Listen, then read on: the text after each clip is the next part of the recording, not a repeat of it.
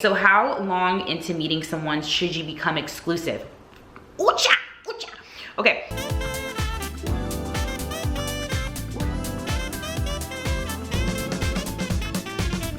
What's up, guys? Welcome back to this part 2 dating Q&A with your girl Noel. Welcome back to my channel. Super happy to have you here. Make sure if you are new to hit that subscribe button and also hit the thumbs up button, you guys. It helps me out so much. So without further ado, we're gonna get into this part 2 of a dating Q&A, the juiciest questions ever, OMG. If you guys have not seen part 1, I'm gonna go ahead and link it in the description box. It'll be the first link, so you can check that out too, because honestly, you guys, part 1 and part 2 are just as juicy. Crazy questions, crazy dating questions about my dating life and just dating in general and what I think about it. So let's go ahead and jump in, but don't forget to hit the subscribe button and hit the thumbs up button. So I'll see you in the next one. Without further ado, let's go ahead and jump into this part 2. What do you consider to be an appropriate age difference? Okay, so I kind of talked about this actually in the part 1. If you guys haven't seen it, make sure after this video to go watch it. It's gonna be in the description box. What do I consider to be appropriate age difference? I personally would say anywhere from like 10 to 12 years. You don't wanna go really beyond that, because personally what I think, and I like to date older, I've talked about that in the first dating Q&A as well. I tend to date older because you want to think long haul, and I feel just like if it's like a 20-year difference or like a 30-year difference, like first of all, think about having kids with that person, right? So just think about that. And then 2, it's just like you're both getting older, but they're getting way older. You know what I mean? No offense to anybody at all who is dating somebody who's that older and they're super happy, like more power to you. But me personally, you gotta think long haul, hunty, okay? You know what I'm saying? And you don't want your kids to be calling their dad Gramps, you know what I'm saying? So I would definitely say anywhere from like 10 to 12 years max. Yeah, 10 to 12 years, 10 to like 13 years max. How many dates before you can introduce anal? What's up with all these anal questions? For me, never. For me, that is an exit hole. Let it be known. Let me go shot from the rooftops. No anal for your girl, ever. Okay, so for somebody else, I don't know. I don't really know how to answer that question. It might be the first date, it might be the 5th date, it might be the 10th date, it might be the 12th date. You never know. You're gonna have to ask that person individually, because your girl, that's an exit hole only, honey. So advice on pushing away a good man. OMG, girl, I've been there, I've done that. I've literally been there and I've done that. So in that case, like obviously at some point you're gonna experience hurt if you haven't. At some point you have experienced betrayal if you haven't, whatever. And what happens is you start building these like defense mechanisms in order to protect yourself in relationships, right? So I know, because I've had patterns of sabotaging relationships to avoid getting hurt. Like, no, I'm gonna do this so that, you know, I am able to dodge the relationship and not get hurt, type of a thing. But you guys, like, if it's a good person, you want to hang on to genuine good people, because they're hard to come by nowadays, let me tell you, especially if they're loyal. Like, that is huge. And so you just want to really be aware of the things that you're doing. Obviously you're already aware of it because you're asking about it, because you've probably done it. I've done it, I'm guilty of it. The biggest thing that I would definitely say is be aware of those things, and honestly seek help, because seeking help with a counselor or therapist, they're going to be able to professionally, from a professional's unbiased standpoint, be able to tell you, first of all, to understand why you're doing those things, because obviously you don't like how you feel when you're doing those things. I know, because I've done it. Also, they're going to be able to give you strategic steps in order to avoid doing that, like going forward. They're going to be able to give you tools to work on those things, right? Because obviously it's past trauma to why you're throwing up those walls, why you're doing those sabotaging things, defense mechanisms, all that stuff. What the hell, am I a freaking therapist over here? This is all just like me speaking from my experience as well. And trust me, if you got a good one, you don't want to lose them. So work on yourself internally always, because that's the only way that you're going to be able to actually be a good partner. And you want to be a good partner, you know? So that's what I would say. What are your thoughts on moving in together? So this is a really freaking good question. I have lived with 2 different boyfriends, and for me, I do not feel like moving in immediately when dating someone is a good idea, because it could really saturate the relationship and it could cause problems early on. Like from my own experience, what I've experienced, Personally, I think that you should wait at least 2 to 3 years. Honestly, 2 years minimum, 2 to 3 years before you move in together, because obviously you have to learn to live together and live with each other's habits and stuff like that, especially if you're planning on getting married.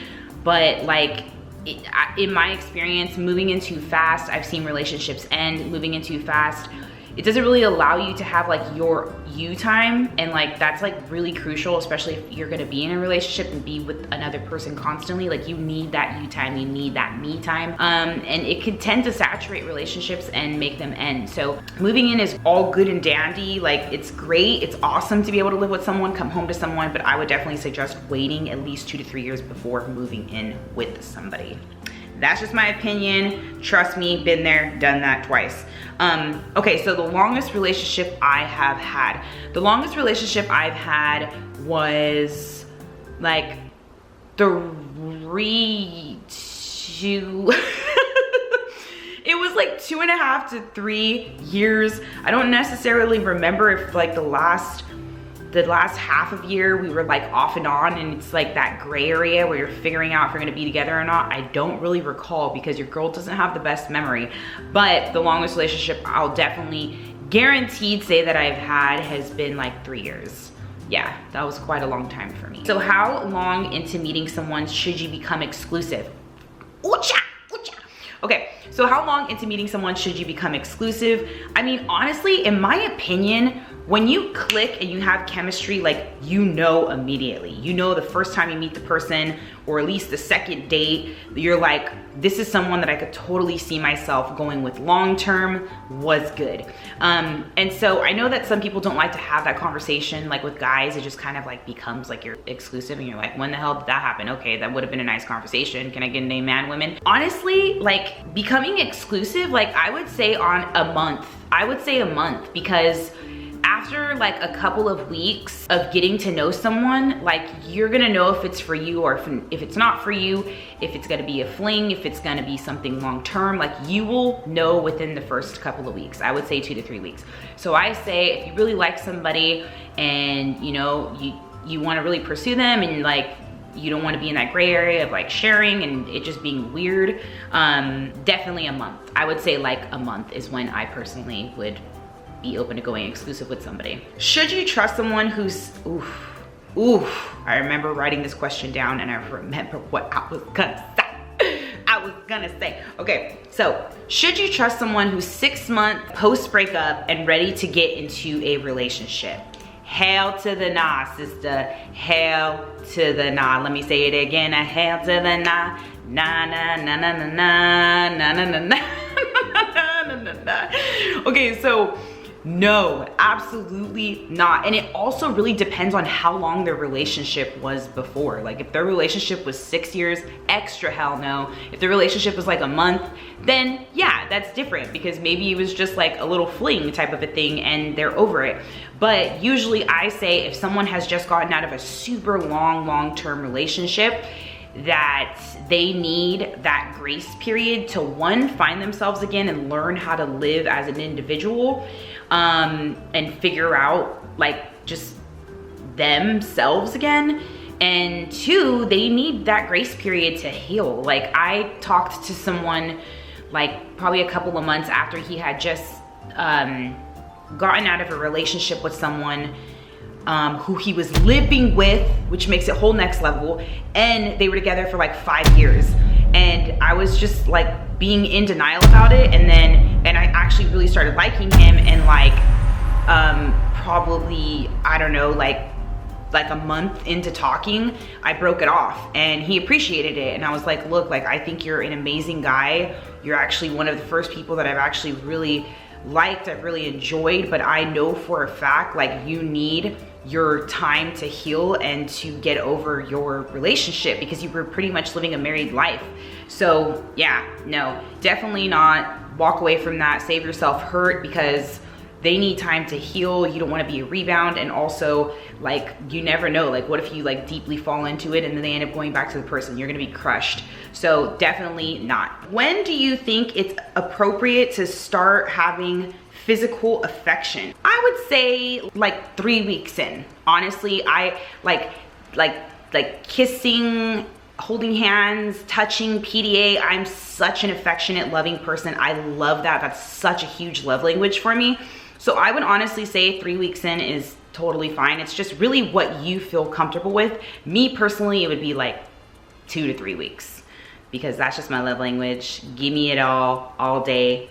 I'll take it. Are you looking for a man devoted to God? This is actually a great question. So I have gone so back and forth with this. It used to be a non-negotiable for me that I did want to date somebody who shared the same faith as me, who was a man after God's heart, because I love the morals and the values that the Bible drives. And like, if a man is trying to please God, like it gives a great foundation for a relationship.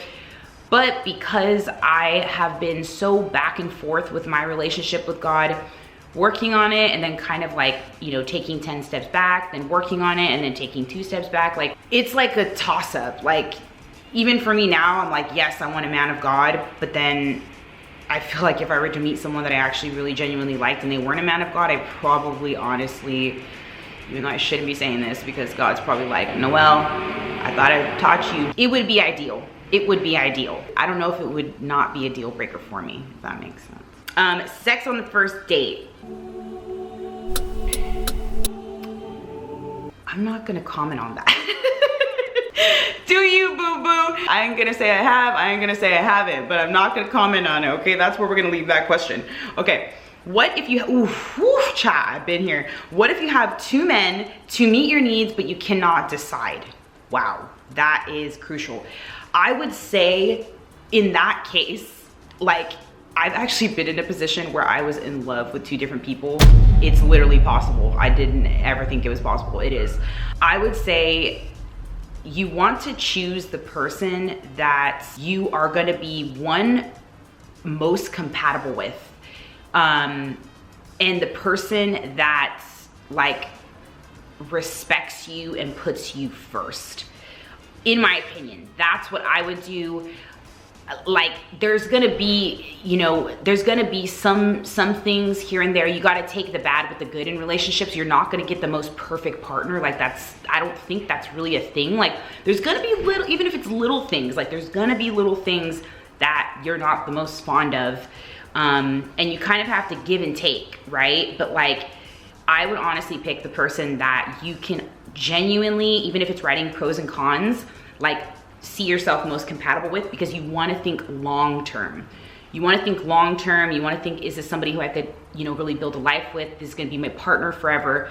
Am I going to be happy? Are you going to be happy with that person? You know, so making sure you're compatible is crucial for your happiness. Trust. Caught him lying twice. Ooh, girl, nah.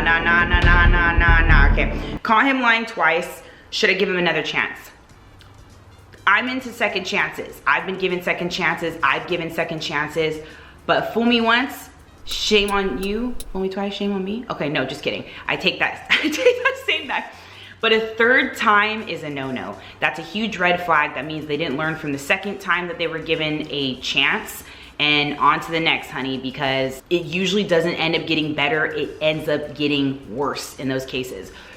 Bad tendencies end up usually getting worse. So allow their actions in the beginning and her actions in the beginning, you guys, to really show you who they are. Let their actions speak for them, okay? Third time, nah. On to the next, boo-boo. On to the next, queen. You deserve more. And guys too, you know, I know I'm speaking mostly to my ladies, but okay. Would you date a man with kids? I actually have sort of dated a guy with kids. For me, regardless of what anyone wants to say, it comes with a little bit of a baggage, right? Whether it's like, hopefully they do have a great relationship with their baby mama, but it comes with a lot. And so for me personally, if I loved the person deeply, like I do not think that would bother me at all. And if anything, I would probably end up just like, it would just be like an instant family for you, depending on if you wanted to have kids, if you didn't want to have kids. And like, I wouldn't mind it. I really wouldn't mind it. I would date somebody with kids, like really thinking about it, but you would just have to know going in that there could be some baggage with it, okay? So that's the only thing. But I would definitely date a guy with kids for sure. Okay, so this is gonna be the last question. So red flags to watch for with men. Red flags for me, a big one would probably be like insecurity. You can't date someone who's insecure. And like controlling, that's a no, because insecurity and controlling kind of go hand in hand because they try to control things. Insecure, like if they're an insecure person, if they are controlling, if they have a wandering eye, okay, that's not, I can't with guys like that. I've dated guys like that. No. If they are like just one of those guys that you know just like can't be content with one woman with whatever they're doing, like you find them checking out other girls, or you like just little things like that, like you're not gonna feel very safe and secure with that person if you feel that way. But like red flags like that would definitely be, another thing for me is somebody, if you date them, if their phone is always faced down. Why is your phone face down? I know you guys feel me. That's a red flag. If their phone is always face down, why do you have to have your phone face down? Who's texting you? I'm the only one that's supposed to be texting you. No, I'm just kidding. But like insecurity, controlling, like womanizer type tendencies. What's other red flags? I can't think of anything, but those would definitely be like top things. I could never date an insecure person, ever. I would never date a controlling person because I've dated that kind of person and I will never do that again. It's no. Another red flag would be, once again, we come back to it, like how they treat people. How they treat people says a lot, because obviously in the beginning, their behavior with you is gonna be like spick and span. They're gonna be like the man of the year type of a thing. But if you watch how they treat other people, that is going to be a tell-all of more than likely how they treat you in the long run. So pay attention to that. Pay attention to that, and pay attention to that. All right, guys, and that is gonna conclude this 2-part dating Q&A with your girl, Noel Arevalo. I told you those questions were going to get juicier. I hope that you enjoyed this 2-part series. And again, if you guys have not seen part 1, make sure that you go check it out because it's just as good. I'm gonna go ahead and link it in the top link of the description box for you to check out. And again, thank you so much for tuning into my videos, you guys. I'm super happy and grateful to have you here. And before you go, make sure to hit that subscribe button to see me in the next one. And I will see you in the next video. Love you guys.